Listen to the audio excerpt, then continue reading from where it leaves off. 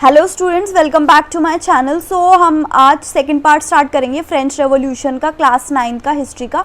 सो आज का हमारा टॉपिक है French society during the late 18th century, मतलब पोस्ट जो 18th सेंचुरी में जो फ्रांस की सोसाइटी में जो दुर्दशा थी, जो वहाँ पे कंडीशंस थी, कैसी कैसी सिचुएशन थी, उनके बारे में आज हम थोड़ा पढ़ेंगे।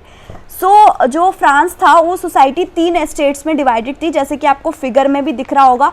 फर्स्ट एस्टेट, सेकंड एस्टेट और थर्ड एस्टेट। फर्स्ट एस्टेट में हमारे उनके क्लर्जी आ जाते थे। क्लर्जी कौन लोग होते थे? क्लर्जी जो प्रीस्ट वगैरह, जो चर्चेस वगैरह में रहते थे, ठीक है। और सेकंड एस्टेट में नोबिलिट्स वो थे जो हायर क्लासेस के थे। एंड थर्ड एस्टेट्स में हमारे पेजेंट्स, फार्मर्स, ये सब लोग आ जाते थे। तो यहाँ पे क्या था कि जो फ्रांस पे बहुत ज़्यादा कर्ज हो गया था, क्योंकि लुई 16 जो था 1774 में वो राजा बना था फ्रांस का। तो बर्बन फैमिली से बिलोंग करता था एंड वो 20 साल का था जब उसकी शादी हुई थी ऑस्ट्रेलिया की प्रिंसेस मैरी एंटोनेट से। तो जब वो राजगद्दी उसको मिली तो उसके पास कुछ नहीं था, फ्रांस के पास सब कुछ खाली था, एकदम एम्प्टी ट्रेजरी, मतलब खाली खजाना एकदम।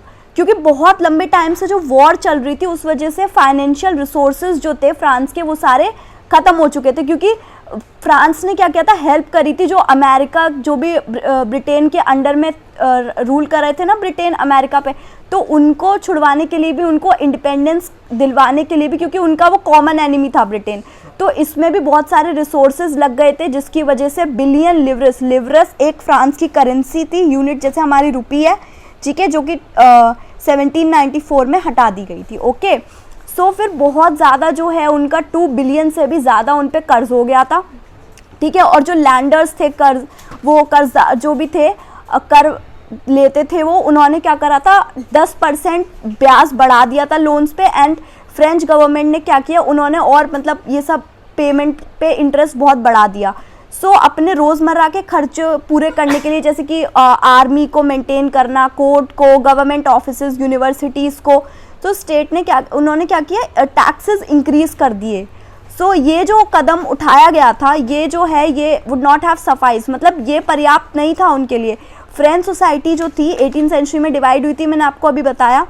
और जो वहाँ पे ओल्ड रेजिम बेसिकली यूज़ किया जाता है टू डिस्क्राइब द सोसाइटी और इंस्टीट्यूशंस, जो फ्रांस के इंस्टीट्यूशंस वगैरह थे बिफोर 1789, ठीक है। और ये फिगर 2 आपको शो करेगी कैसे एस्टेट्स को जो है फ्रेंच सोसाइटी में ऑर्गेनाइज किया गया था, कैसे बांटा गया था। सो पेजेंट्स ही थे, जो कि 90% पॉपुलेशन तो पेजेंट्स की थी, किसानों की, ठीक है। उसमें से कुछ ही थे जिनकी खुद की लैंड थी, जो खुद अपनी ज़मीन पे जो है कल्टीवेट करते थे।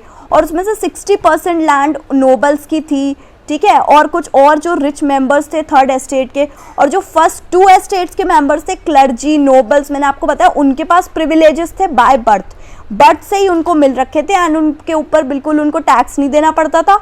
एंड जो है फ्यूडल ड्यूज वगैरह वो किससे लेते थे टैक्स? वो पेजेंट से लेते थे, थर्ड एस्टेट वालों से, ठीक है। उनको क्या करना पड़ता था, किसानों को उनको सर्विसेज देनी पड़ती थी, उनको लैंडलॉर्ड्स को उनके घरों में काम करना पड़ता था, खेत में काम करना पड़ता था, आर्मी में जाना पड़ता था, एंड रोड्स वगैरह कंस्ट्रक्ट करनी पड़ती थी।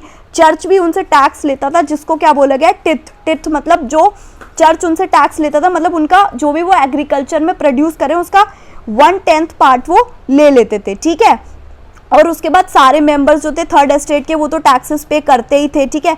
और वो क्या करते थे, डायरेक्ट टैक्स, जो डायरेक्ट टैक्स पे करते थे उसको टाइल बोला गया है, ठीक है। Tax to be paid directly जो स्टेट को जाता था वो, ठीक है। बहुत सारे इनडायरेक्ट टैक्सेस भी लिए जाते थे, जैसे कि एवरीडे कंजम्पशन जो करते थे सॉल्ट और टोबैको का, ठीक है।